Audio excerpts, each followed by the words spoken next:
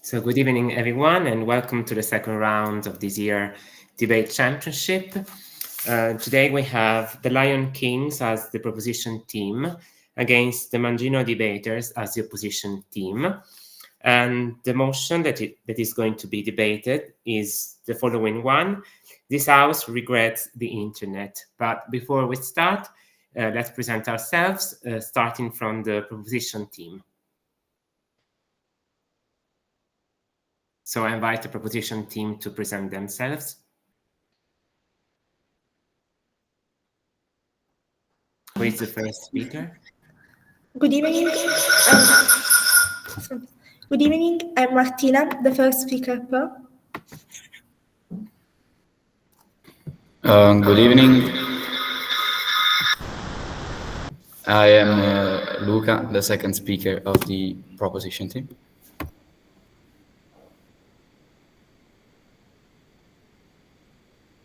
Hello, I'm Nicole Fiorentino, and I will be the third speaker of proposition team. So thank you to the proposition team, and I invite the opposition team to do the same. Good evening, America Galante, the first speaker of the opposition team.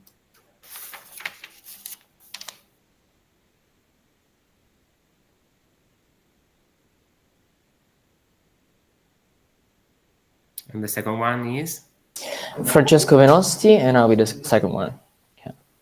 Thank you. Hello, everyone. I'm Gennaro, and I'm the third speaker of opposition.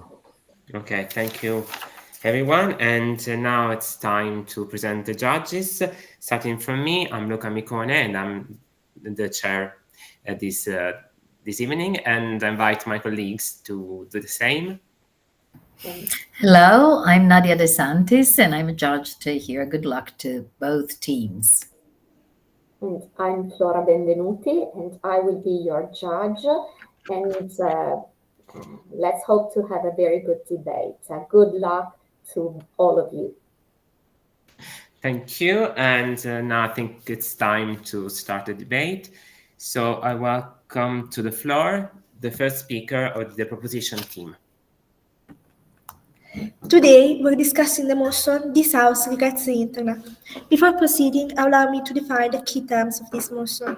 Firstly, we define the Internet as the large system of connected computers around the world that allows people to share information and communicate with each other. And by regrets, we mean being sure something brought more negative effects than positive ones. But why are we debating this motion?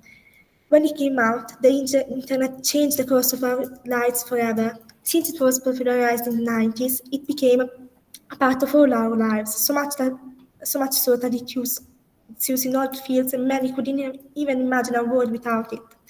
We now use it for communication, schools, and even entertainment. And many people spend a significant portion of their time using it every day. But although we don't deny that it brought many benefits, we want to remind you that its great change also caused new problems. Let's look at the difference between a world with the Internet and one without. In both, we would face different problems. For example, in a world without the Internet, we wouldn't have access to an unlimited amount of information, since you could have just searched things up like we are so used to doing it today. And it also wouldn't be possible to work remotely. But in a world where the Internet is present, and it's a part of our lives, you will still encounter many different problems. For example, your privacy could be easily violated. In fact, the Internet gives us access to maybe too many information, especially about others, or to the Internet. Other people fall prey of scams all the time, and not more than they did before its invention. I will now present our three arguments. PUI. No, thank you. The first is that it eliminated privacy as a basic human right. The second, that it has made democracy structurally unstable. And the third is that without it, mental health care improves. Today, I will prove one thing with absolute clarity. The Internet did not weaken privacy, it destroyed it. By doing so, it removed a fundamental human right that protects dignity, autonomy, safety, and even democracy itself. My speech will be structured in 4 parts. The first is about what privacy actually means and why it matters so much. The second is three clear and well-known examples that show that privacy no longer exists. The third shows why the internet makes privacy impossible. And the fourth is about the real human and political consequences of this distraction. Let's begin. Privacy is not about hiding something wrong. It is the right to control what others know about you, what they can interfere in, what they can use against you. It is the space where you form your identity. You think without any pressure. You protect your body, your relationships, and your future. And without POI. you are not like you will answer them later. You are not a free individual. You are an object to be analyzed, tracked, and manipulated. This is why every major human rights declaration treats privacy as completely fundamental. But the internet has taken this right and replaced it with exposure, vulnerability, and also permanent monitoring. You don't need specialized knowledge to know this. In fact, the examples I will show are part of global public consciousness. For example, the mass harvesting of personal data. Everyone knows that social networks, harvesting, advertising companies, and apps collect everything: your location, contacts, your habits, and also your fear, your searches, emotions. There was a famous case where personal information of millions of citizens was collected and used to influence political behavior. This scandal made one thing undeniable. Ordinary people were studied like lab animals without any consent. And then we had the death of anonymity and the rise of permanent digital records. Every photo you post, message you send, comment you write becomes searchable, screenshotable, and permanent. You can never be rid of it. Young people sometimes even lose job opportunities because of posts they made when they were, for example, 14. And adults have their private lives exposed. The internet has created a world where mistakes never disappear. Also, privacy requires forgetfulness, and the internet never forgets anything. These three examples alone prove the point. The internet has erased the space of private life. But let me show how it happened. Firstly, every action online leaves a trace. Websites, apps, devices are built to have harvest information the moment you touch them. Your clicks, your pauses, your screenshot, everything becomes data. You cannot choose privacy when the system is designed to remove the choice entirely. Secondly, once collected, your data does not stay in the original patterns. It travels to advertisements, brokers, affiliated companies, foreign companies, and third-party apps. You do not know where it is, who has it, or what is being created with it. Privacy cannot exist when your information spreads faster than you can track it. Data is not stored just for fun. It is analyzed to predict your desires, your fears, and also your vulnerabilities. The internet builds a psychological portrait of you, often more accurate than what you know about yourself. This removes a crucial part of privacy, the privacy of the mind. When platforms know what you love, even what you fear, they can push information that manipulates your behavior. This is where privacy truly collapses. Your choices stop being truly your choices. Your shopping, your political opinions, even your relationships are influenced by invisible nudges. Governments and companies use data to track dissent, target activists, profile minorities, and silence opposition. People censor themselves because they know they are being watched. And when you are afraid of being watched, you are no longer free, you are controlled. But the internet has built a world where everyone is tracked, everything is recorded, nothing is forgotten, and no one has control. A right that cannot be practiced is not a right. A right that cannot be protected is not a right. A right that is structurally impossible is not a right. The internet has not simply allowed privacy, it has eliminated privacy as a basic human right. And for that, we must stand behind the motion. Thank you. Thank you. 7 minutes and 4 seconds.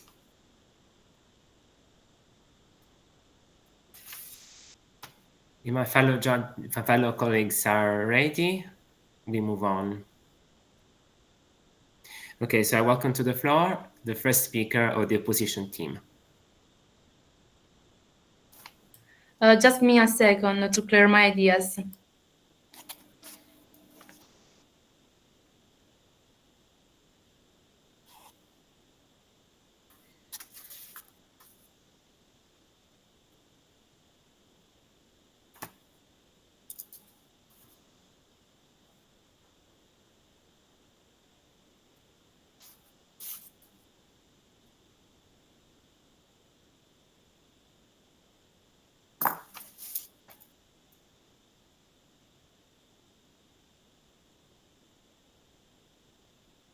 Eric, are you ready? Yes. Good evening to everyone. I'm Erika Galante, the first speaker of the opposite team. Let me briefly explain some terms. The first one I will explore is the term internet that defines a global digital online network which allows devices around the world to communicate with each other and exchange information. As the first speaker on my team, I will present our main arguments and support them with clear examples and evidence. We will show that the scientific progress has increased the formation of employment of the individual and communication between people. Before exploring and explaining my argument, let me start by addressing some points against the first proposition speaker.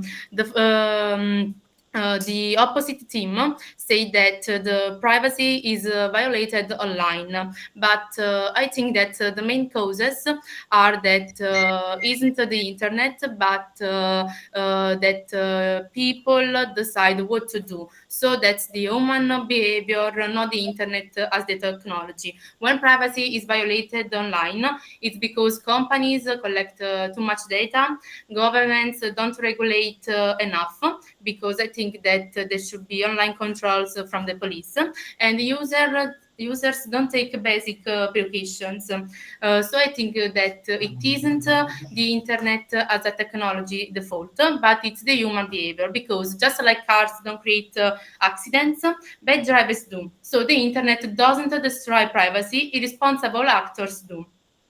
Also, you decide what to publish online. So that's just an aspect that the other speakers say. And I also think that if you decide what to put online, you are acknowledge of what you are doing. Now let's move on, and I will start with my discussion. Since the start of the 21st century, the internet has completely revolutionized the society. Even if some risks may exist, this change has clearly brought some positive aspects. Some positive aspects and also bad aspects. Despite the opposite, despite this, the opposite team wants us to believe the world would be better without the internet. Our side believes that the opposite. The internet is one of the greatest tools for human development, connection, and progress.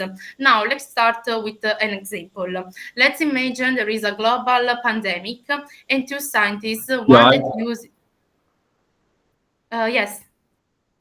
We are not saying as a proposition line that the internet hasn't brought any positive aspects. We are saying that all the negative aspects in the weight are more than the positive ones. I don't agree with you, because our side believes that even if there are some bad sides, there are also many positive ones that has revolutionized the society. But those bad aspects are caused by the bad behavior of other humans. So the fault is on the humans and not on the internet. And I don't think that it's the internet the problem, but they use that specific specific people do when they are online. Our side believes that the internet is one of the greatest tools for human development, connection, and progress. As I was saying before, let's imagine that there is a global pandemic and two scientists, one that is using the internet and the other one that isn't using it, are trying to find a solution. The one without it will work slowly and alone, so he is isolated and has a small knowledge of some information, because with internet we have a wide access to many informations. Like the second scientist can communicate with the other, so he can have a confront with them and can know what what are the problems and what a solution can be. So he will work faster and also better, because he may find a solution that doesn't have collateral effects, even if there is a small percentage, while the scientist that isn't using internet may take decades to find a solution, and can also have many collateral effects, because it doesn't do experiments to prove that there isn't some negative effects. Also, in the end, the scientist that use internet has found in a quicker way the cure, thanks to the use of internet. An example is the COVID-19 vaccine, where the scientist has found a solution, so a vaccine and a cure, in less than a year, thanks to the use of modern technology, such as programs of genetic sequencing, or also learning what PUI? the principal cause. Yes, thank you. Yes. So I'm not understanding what's the point of your line, because in the first part you were saying that the scientist without the use of the internet is going slowly in his research, and then you stated with the example of the COVID-19 that the researchers, by using some programs, they reached the cure. It doesn't sense, because you're basically not saying what's the first point of your argumentation. I think that it's a point of argumentation, because if our scientists are using internet, they can arrive to a solution quicker, because during the COVID, there has been a cooperation thanks to the internet, because people couldn't meet in their houses, only the laboratories, so they had to reunite online, like we are doing right now. No, thank you. Also, to conclude, the internet has and had an important impact on the society, because people's lives improved. Like many people survived some illness, like cancer and others, and many new materials have been discovered to contrast this illness. So we want to say that internet isn't something that has a negative effect, but even if it has some negative effects, it doesn't mean that we have to eliminate it. So if I have a knife and it has negative effects, it doesn't mean I'm going to eliminate every knife on the world, because with the knife you can kill someone, but you can also cut something. So it doesn't have negative sides. Thank you for listening. This is the end of my discussion. Thank you. 7 minutes and 56 seconds.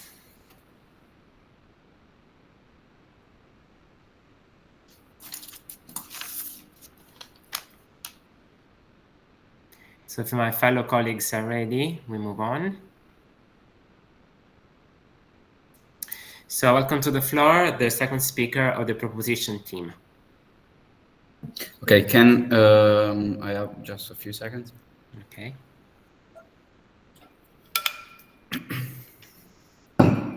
So can you all hear me? Yes, of course. Okay. So my speech will start in 3, 2, 1. Okay, so I would like to split my speech with the first part, which is obviously the rebuttal, by saying that the first speaker of the opposition team just started by saying one thing. The fault is on humans and not on the internet. We're not saying that the fault is on the internet, but on who's behind that. She started saying that she did a lot of examples. For example, the one of the two scientists, one with and the other without the internet, and even the knife example, which I'll state later. So I would like to start with the fault on humans.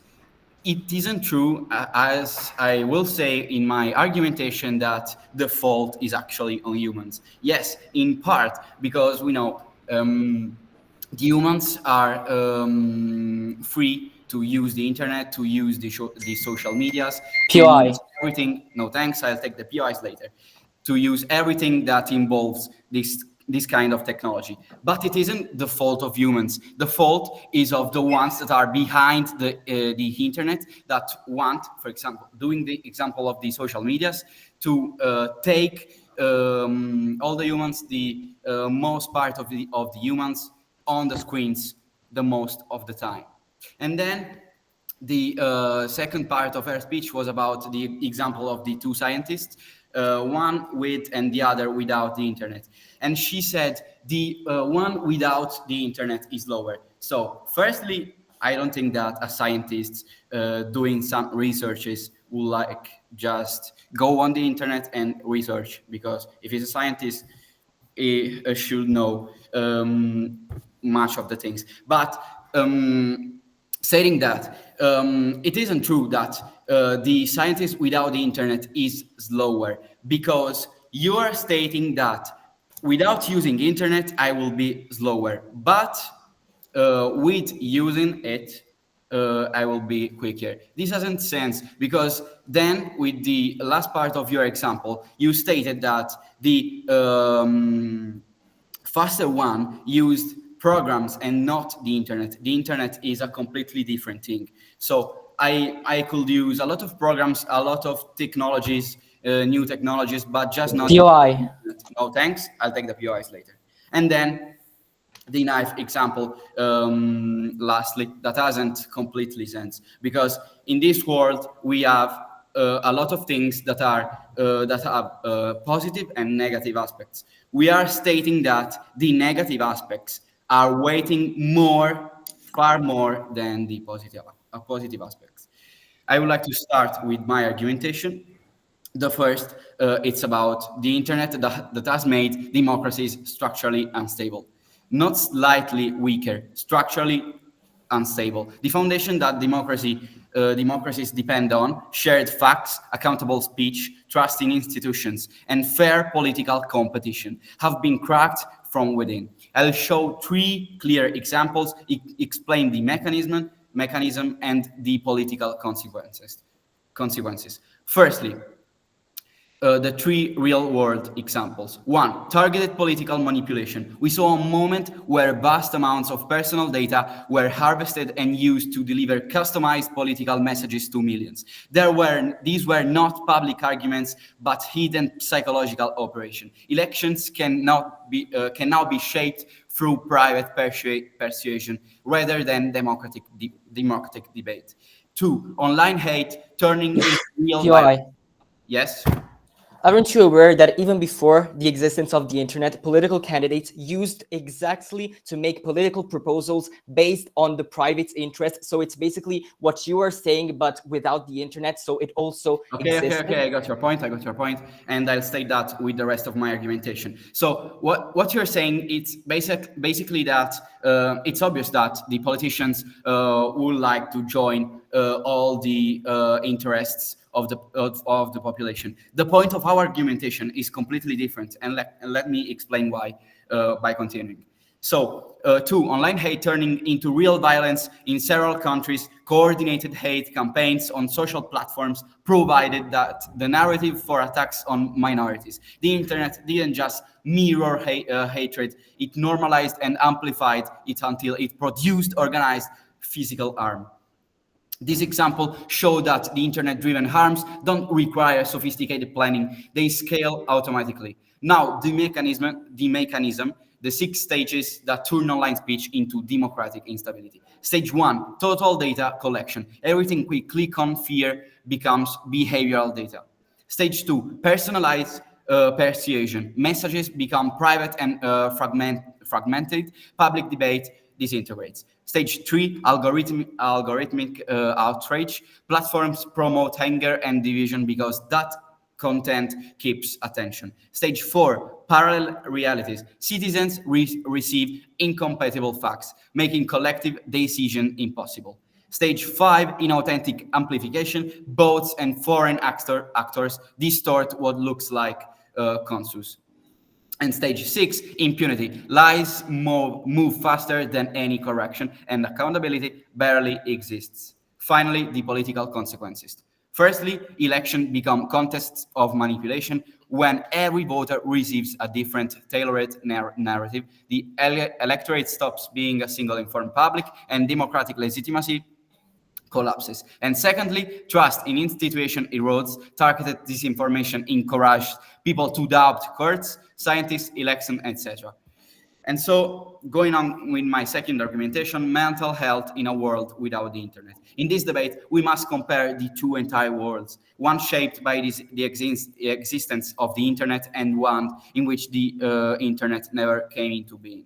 Firstly, people would have healthier self-perception because the mechanisms that distorts identity online will never develop. In the world with the internet, social media platforms create a constant environment of comparison because their design rewards visibility, performance, and curated perfection. This happens because algorithms are built to amplify whatever keeps users engaged and content that triggers envy, insecurity, and anxiety. Secondly, interpersonal relationships will be more emotionally protective because communication will naturally prioritize depth over quantity. The internet fragments attention and encourages shallow, high-frequency contact. This happens because online communication tools allow instant, unlimited interaction, so social value becomes tied to constant availability and rapid response.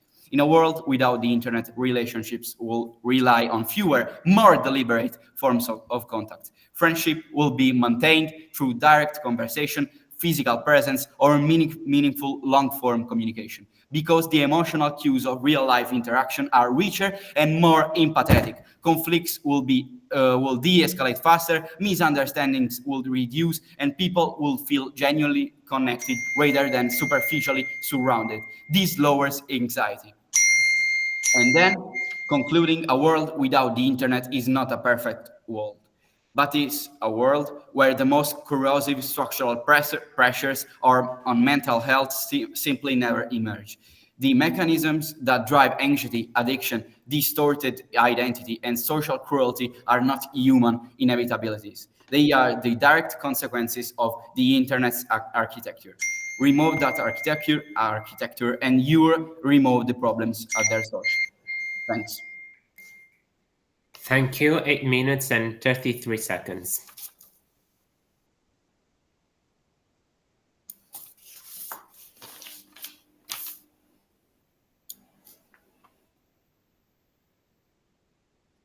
So if my fellow judges are ready, we move on. Okay, just 1 second. I will be just taking my notes and I will start. Okay. Just 1 second.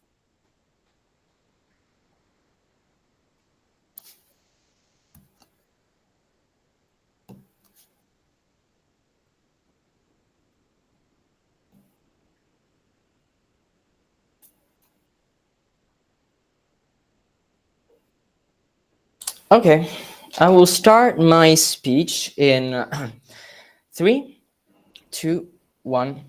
Scientific progress is the synonym of social progress. Diderot. Okay, hi, I'm Francesco, and I will be the second speaker for opposition team. And before we move on with our argumentations, let me just spend some time on what the opposing team has said. Well, first of all, the second speaker of proposition team has said that the internet makes democracies unstable. It has said that the internet hinders the mental stability of an individual. However, we constantly believe that what they are clearly missing out is the fact that these factors highly depend on the use of the person, of the individual person that he makes of the internet. This is the biggest problem that the opposing side clearly fails to understand. Even about one thing that we have said about the scientist that should start working, first of all, without the internet, because supposedly he knows, and also the scientist that should not use the internet to carry out his researches. However, that's example, the perfect example, the living proof of the fact that the opposing side fails to acknowledge the fact that internet allows for exchange of information, of vital information that may be vital in researches. That's why the first speaker of our team has said that the internet is vital for scientific progress, because it provides the scientists and the people in charge of the information that make us achieve some results in a faster way. We are not saying that people are ignorant and use the internet just because they do not know things. However, if someone, let's say in America, makes a progress, he can, with the internet, let one from Japan know that that progress exists. So this is the biggest problem that the opposing side completely fails to understand. Now, they've also said that they make democracies unstable because they make private political programs based on the individual's needs. However, we have clearly stated that this is exactly what already happened before the advent of the internet. And this, once more, is the fault of that people use the internet in a wrong way. And this is also for the mental issues problem, because we're not, the internet is not direct responsibility, the directly responsible individual for the mental health disorders that some people may have. So we are saying, why don't we change the people? Because they themselves have admitted that the biggest problem is the people that are behind the internet. However, we must understand that time heals all wounds, as many people say, because with time, the people that are in charge of the internet, that the people that are behind the internet will change, whereas the internet is something permanent and something that can give permanent benefits to people. And how will we explain this to you? We will explain this to you in our argumentations. Yeah, I accept the PUI before I move on. Okay, so as we were saying before, we are not saying that internet haven't given us any benefits at all, but we are saying that has brought to our society some problems, some issues. Okay, I completely understand your point, and I just want to let you know, it is not correct that if something has a fault, it doesn't mean that we should wipe out that thing completely, because what you're saying is basically, if with a spoon we can kill a person, because maybe the fork has these very stingy points, you can kill a person with that. What does it mean? Does it mean that we have to ban all forks and we should eat with our hands, like completely ignoring any hygienic problems that this may cause? The problem is that you are trying to say that if something has a problem, that thing must be wiped out completely. So following this reasoning, we should also wipe out cars. We should wipe out going out, because you could fall and you could get hurt. So this is completely a logical fallacy on your side. Now let's move on to the other two argumentations. The first one, how internet benefits the formation and employment of an individual. Let's now make a comparison between two worlds. There is a world with internet and a world without. Now, in these two worlds, we have two people. A people that lives in a rural area and a people that lives in the city. Well, the people that lives in the rural area without the internet does not have the same possibilities of formation of a person that is in the city. This is because the city is the center of many cultural environments that allow that people to be in contact with people that can share knowledge with him, whereas the person that lives in a rural area does not have the equal possibilities. So what does this mean? This means that the internet provides equality to people that cannot reach it. because of their geographical position. And to prove this, we have a personal example that actually comes from me, because I wanted to learn Chinese since I was young, and I couldn't do this living in the town I live if there was no internet. However, with the advent of the internet, I was able to find an online course that taught me Chinese, and now I can safely say that I'm studying Chinese with perseverance, continuously, which is something that I could never do without the advent of the internet. And this is also backed up by data from the EU, because as you may know, the EU has said that thanks to the advent of the internet, people all around the Union and all around the world are having greater possibilities to find employment. For example, people from Africa are being trained by companies in Europe, and then they will be, after their formation period, they will be hired by these European companies. And the result is that these people will have, first of all, more knowledge, and then they will be able to change their lives, because they may live in environments where there is no possibility to be formed. So why should we care about the internet? Why is the internet really bringing more benefits than harm? Because the impact is giant. It gives the people the possibility to change their lives. Judges, just imagine how important it may be for a father of a family of 4 to find employment, maybe thanks to the internet, to be formed thanks to the internet, and have finally a possibility to give something to eat to their kids.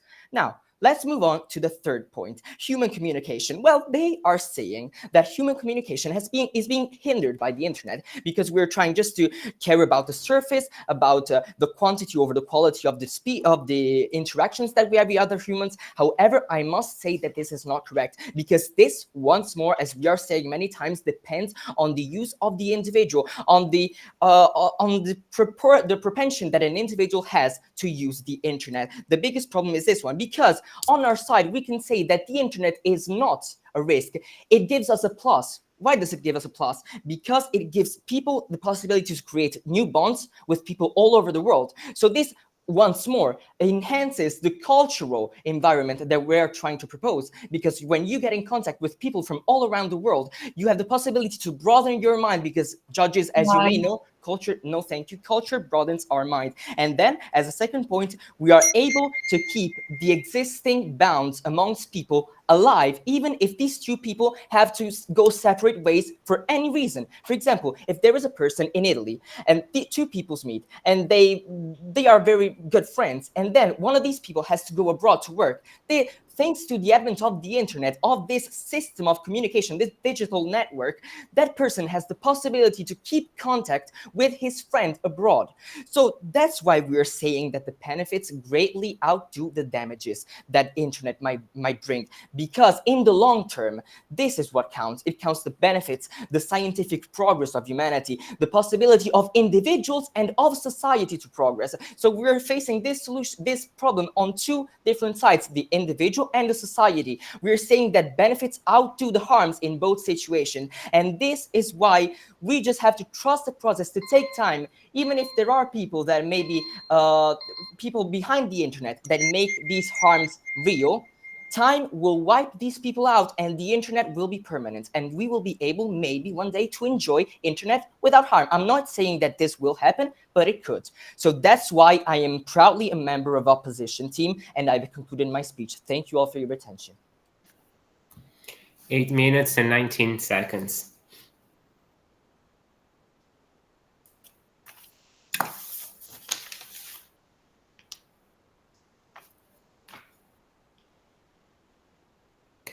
Now, welcome to the floor, the third speaker of the proposition team.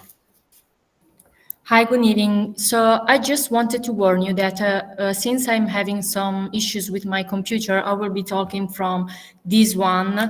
So is from the account of my friends, the first speaker. Is it a problem? No, it isn't.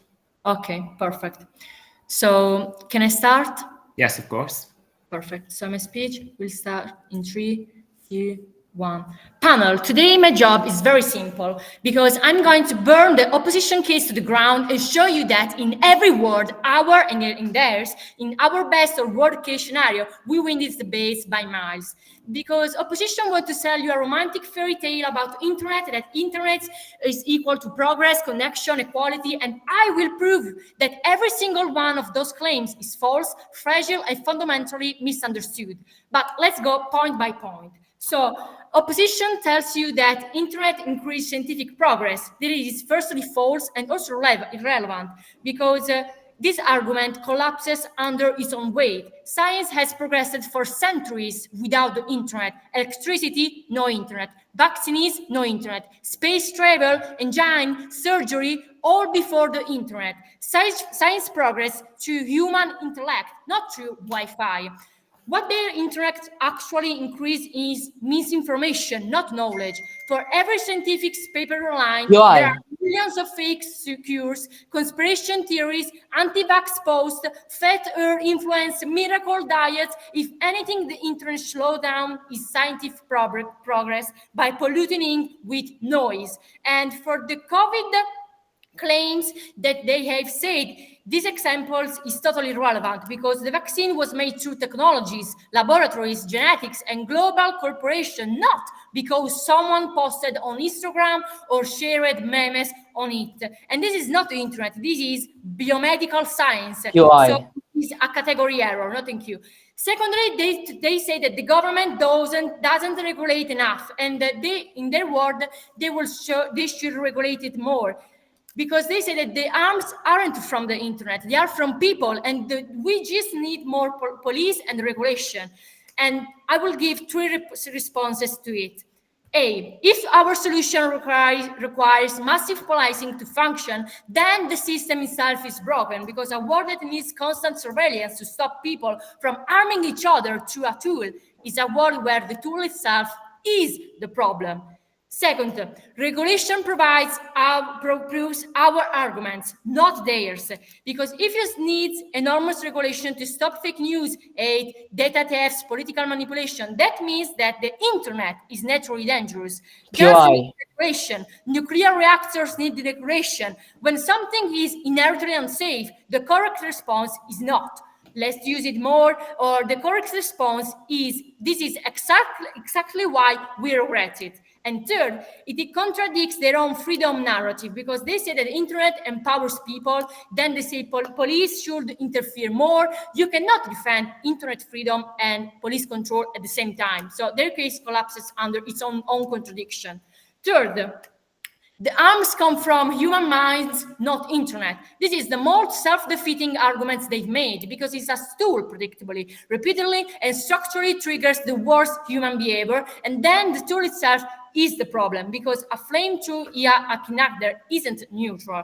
A casino built inside a school isn't neutral. A platform engineered to exploit emotion, steal data, amplify hate is not neutral. Humans were flawed before, but internet turned human flaw into weapons. Not internet equals harm stays local, limited, and containable, but with internet, the harm becomes global, instant, and irreversible. That is why their knife analogy fails. Then they have completely destroyed their knife analogy, as I was saying before, because they say a knife can kill, but also could break, for example. So internet is the same. This is ridiculous, because a knife has clearly primary use, cutting, for example, physical object, but its harm are secondary. And the internet has no primary good in function that exists independently from the harms. Its core design is surveillance, data extraction, and algorithmic manipulation. So QI. Knife to cook does not require tracking your emotion, stealing your identity, or showing you propaganda. Their analogy is just too simple and doesn't hold logically, morally, or structurally our topic. They also say that internet increases socialization. That is false, because it actually destroys. And this is not even a context, because internet replaces real relationship with shallow interaction. Everyone knows that people isolate, stay home, scroll endlessly, stop meeting physically, loneliness rates rise, mental health collapse, and people disconnected from families and communities. Instead, other online socialization breeds insecurity, comparison, and also addiction, because you are not talking to people, you are talking to their curated images of their social profiles. And what we have that real life community disappears because, panel, one more time, we have less time outside, and less time outside means weaker community bonds and weaker civil society. This is not socialization, this is fragmentation. They also say that people cheated in the election before internet, so nothing has basically changed. And this is where opposition showed their misunderstanding of our entire case, because before internet, we could have cheating, but cheating was local, was small scale, slow, and detectable. Instead, with internet, cheating becomes mass scales, personalized, invisible, psychological, and also algorithmically optimized. So before internet, you could cheat with a few fake ballots. Now you can cheat with target propaganda, emotional manipulation, bots, fake narratives, and also deep profiling of millions. Why? And the power, I will take it later, and the scale and the power are not even comparable. Then they said they say that internet creates equality because it connects rural and urban people. And this is almost offense, because equality is not the ability to send a message to a person that lives in another city. Equality is economic mobility, education, rights, safety, healthcare, and also political representation. All points that we have demonstrated to you that with internet have been subject to a damage from it. So internet does not solve any of that. And if anything, internet increase inequality, because we have urban kids that have access more resources than rural ones, rich kids that get better device, better access, and better algorithms, and poorer communities that get exploited as data sources. So inequality is not being able to FaceTime someone from the city. This is trivial. Equality is a structural justice, and the internet destroys that by amplifying class devices. So now let's turn to the weighting. So why pro wins its base in every best case and worst case? So in our best case scenario, we remove a system that destroys privacy, dismantles democracies, and damages mental health. So we gain freedom, dignity, mental health, and political stability. In our worst case scenario, we lose convenience, speed, and memes about some videos, but we have democracy, privacy, and mental stability, and firstly, human autonomy. In opposition-based case, they get faster messages, online shopping, and Zoom calls with people from the city. And in our worst case, it becomes exactly what they've described. So a word that means polite surveillance, where humans behave badly. So in the conclusion of this waning panel, this is why we are proud to propose the motion. Thank you. 8 minutes and 22 seconds.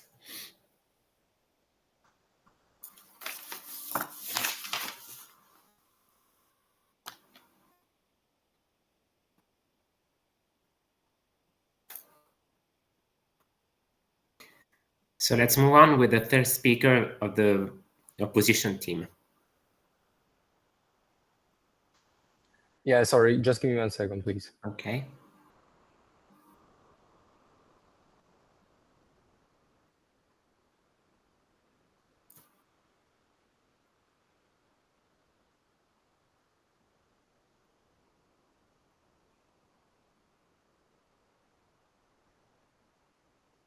Your screens. Okay, I'm ready. My speech will begin in 3, 2, 1. Hello, everyone. My name is Gennaro Roblo, and I'm the third speaker of opposition team. Now, as by my role, I will start by doing some confutation. not going in a specific order, but let's start by an argument which touched our debate multiple times. Coordinated attacks. Indeed, you mentioned the proposition team, how Internet could favor the creation of coordinated attacks against minorities. While we do recognize that this could be a problem, you simply cannot have it both ways.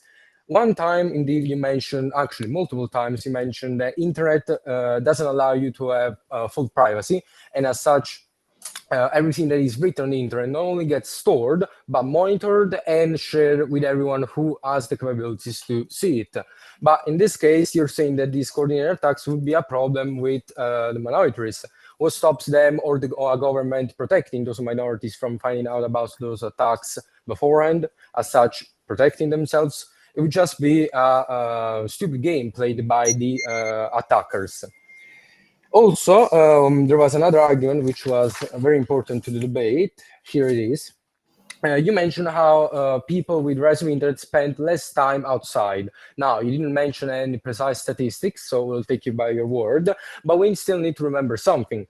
It's not like internet forces you to close your door and go down to the computer. It's still, let's say, a game that you own. Let's say, for example, a metaphor with the game, let's say Monopoly, okay, a table game. What stops you from going outside is not the game itself, but it's your addiction to play the game. In this case, internet can be just another addiction as anything, like alcoholism, like drugs, like gaming or gambling. In this case, it doesn't change that. Internet is still just a tool, and it needs to be moderated in case it's used by let's say minors or people with disabilities. They need to be monitored either by a precise institution like their school or their local government, or especially by their parents and friends who have them at heart. In this case, we cannot simply allow internet to be unmoderated. Also, you mentioned that we cannot have it ourselves both ways in terms of freedom and moderation, as I just mentioned. Indeed, you said that if there was to be an internet police, either by companies, so private police or governments, there would simply not be any internet freedom. But realistically, how does a nation work? Let's say Italy itself. It doesn't have police. Of course it has police. It still doesn't mean that its citizens aren't indeed a freedom and liberty. Just because a nation has its way of moderating citizens to allow those liberties, it doesn't mean that it actively blocks them.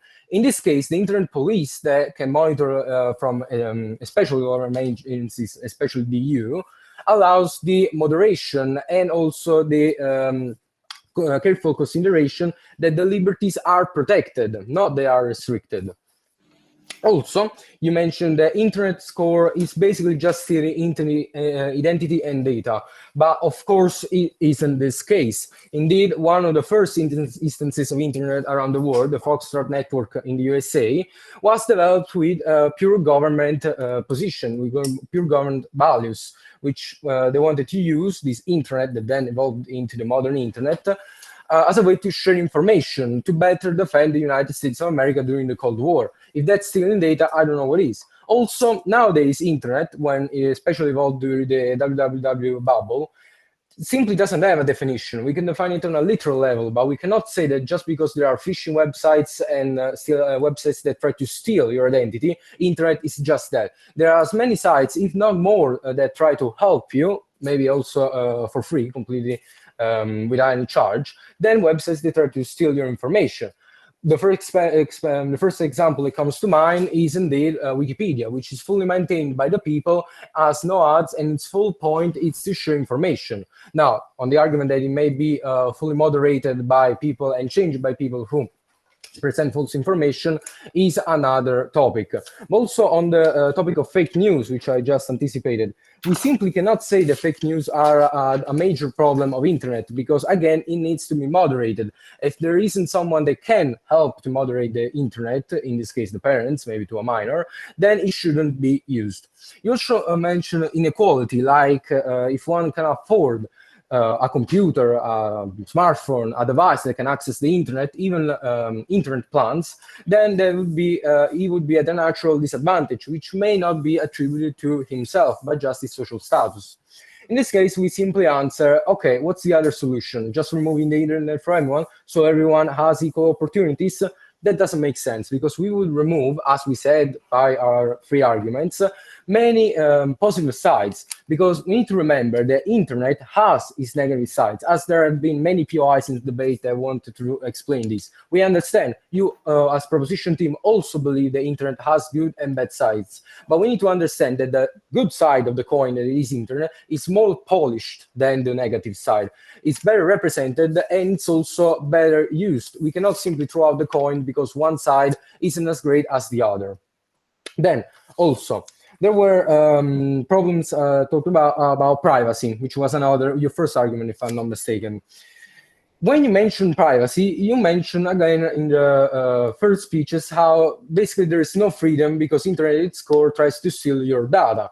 But we still need to remember that privacy as a whole is just a concept that a person needs to keep hold of. Internet is not responsible for how you indeed drive your car or for how you share your data. Your car is not responsible for how you drive it. Indeed, it's the single person that utilizes the internet. It's his duty to read the terms and conditions and make sure that what he is actually accepting to is indeed what he wants. And if he cannot indeed use what can maybe alternatives, like I thought of Signal, an application instead of maybe WhatsApp, which is owned by the huge mega corporation that is, I believe it's called Meta these days, you still may be not inclined to use this alternative application because it's not as popular. We understand that. But if you indeed decide to use WhatsApp and Instagram and TikTok and YouTube and other applications, you need to understand the compromise, which is compromising parts of your privacy by using those services. It's not like internet automatically, as soon as you turn on your computer, tries to steal your data. You still need to remember that it's your choice constantly to what you're doing with internet. With every website, there is a different terms and conditions, a different company behind. Yes, please. The point of our argumentation is not that it's our choice constantly. We just said that all the algorithms, for example, on the social media, and all the things that are similar to this take us to spend so much time on the internet. I'm sorry, I just noticed that it's been 7 minutes, so this POI couldn't be done. So I need to refuse the POI automatically. Then for the last minute, I would like to remember you how you mentioned, I believe a couple of times, yes, the example of the two scientists, just closing out there. How do you believe we got to the computer? Because of cooperation that happened where the cities were most popular and especially the most developed ones. So the computer started out in America. But then, as soon as internet arrived, the computer started to be developed also in the less rural regions of the world. Indeed, China today, which was a completely poor country, thanks to the internet, was now able to build something that was capable of being built only in the richest countries. Now, with this, my speech is over. It's been 8 minutes. Thank you, everyone. 8 minutes and 3 seconds.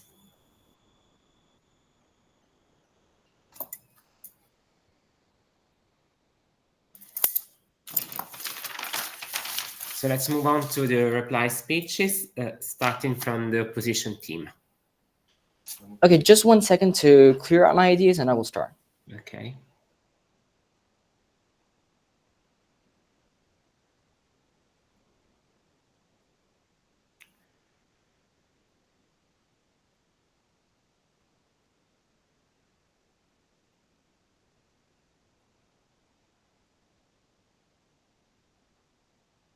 Okay, my speech will start, just 1 second. My speech will start in 3, 2, just 1 second. Sorry. Okay, my speech will start in 3, 2, 1. Dear honorable judges, we have finally reached the end of this debate. This very intriguing debate where we have debated around many clashes, and now it is my role to highlight the main 3 points of clash, which I believe make it clear which side has won this debate. In this case, clearly the opposition team. Well, first clash is going to be the role of IT in progress in general. The second point of clash is going to be the role of technology in society, internet in society, sorry. And the third one is going to be the role of internet on the individual. Okay, let's now first start with the role of IT in progress. The internet, they have constantly kept saying that the internet does not really help a scientist in carrying out its researches because because the scientists must already know, and because in their opinion, the internet is only going to add more noise to the conversations. However, the opposing team, the opposition team, has many times tried to make them understand that they are completely forgetting the key element of sharing of information, which is basically the purpose on which the entirety of the internet was created, as we have tried to prove to you. They say that that the scientists are not going to be able to cooperate amongst themselves just because of internet. However, we have said that this is not true, because the scientist is going to be helped by other scientists all around the world that may have reached the conclusions before him and that may make progress faster, because they've also said that scientific progress has already existed. However, our side wants to emphasize the importance of time,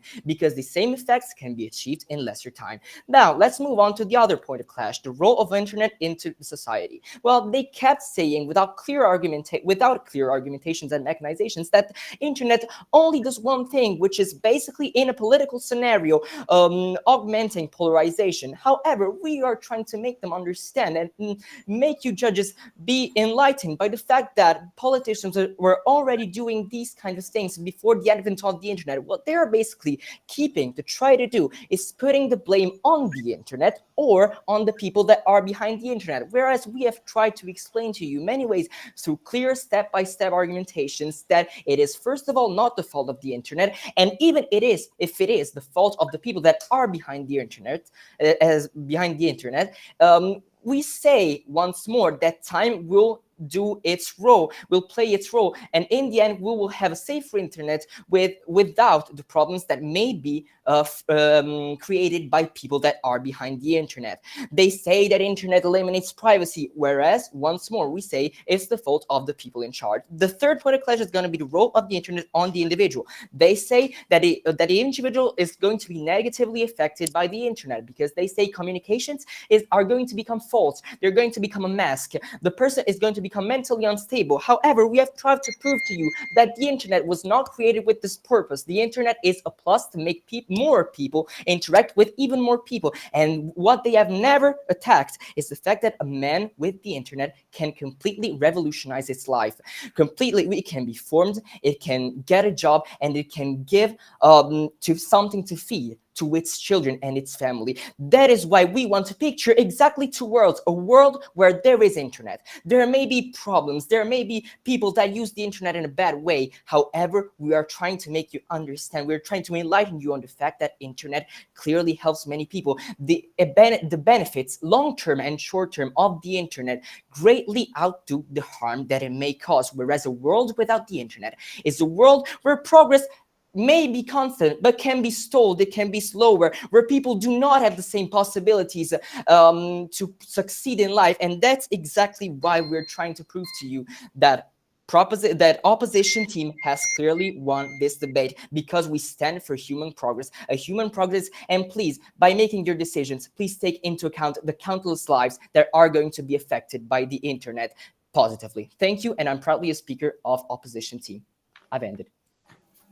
Thank you. 4 minutes and 17 seconds.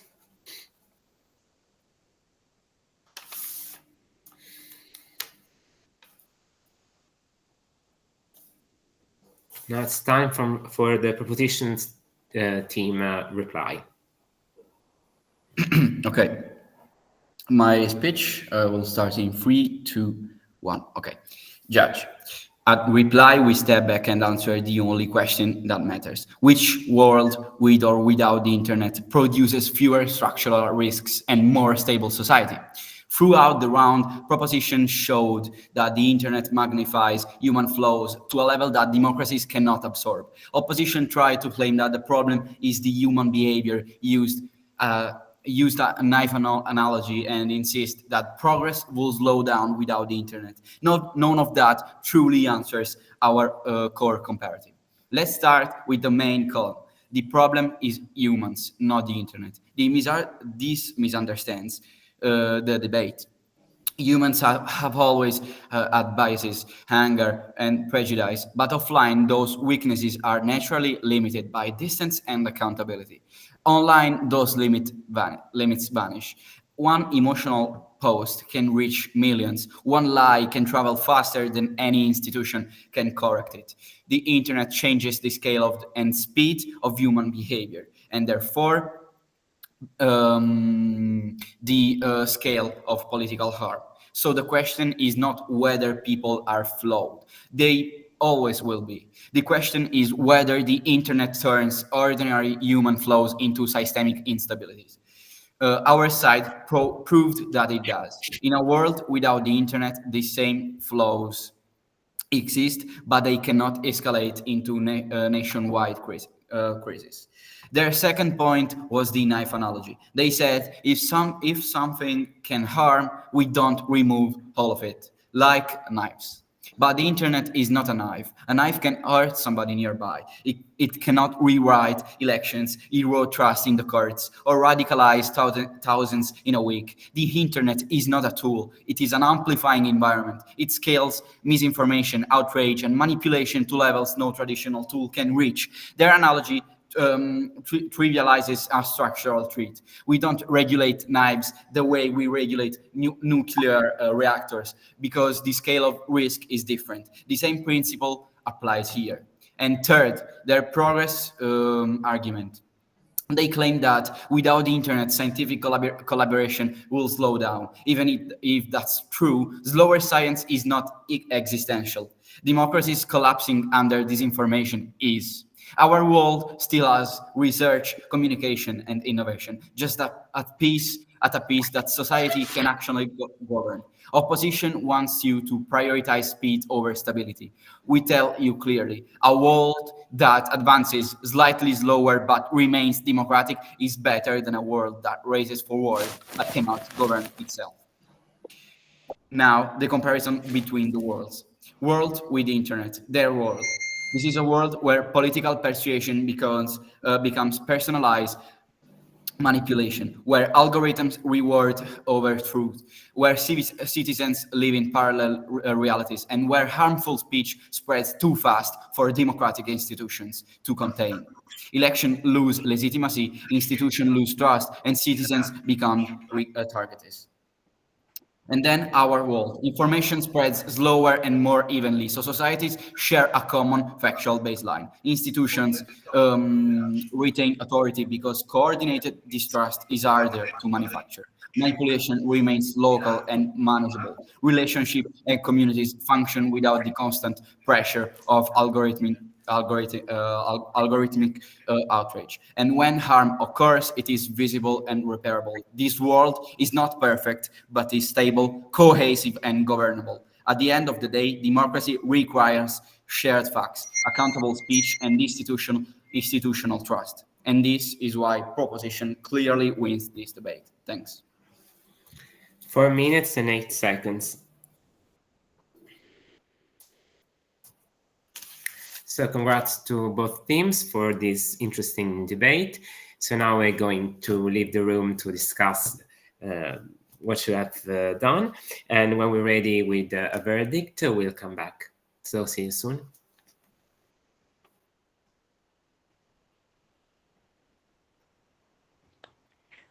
Chiedo scusa, potrei essere invitata nell'altra sala perché purtroppo ho dei problemi, non riesco ad entrare con l'account SND.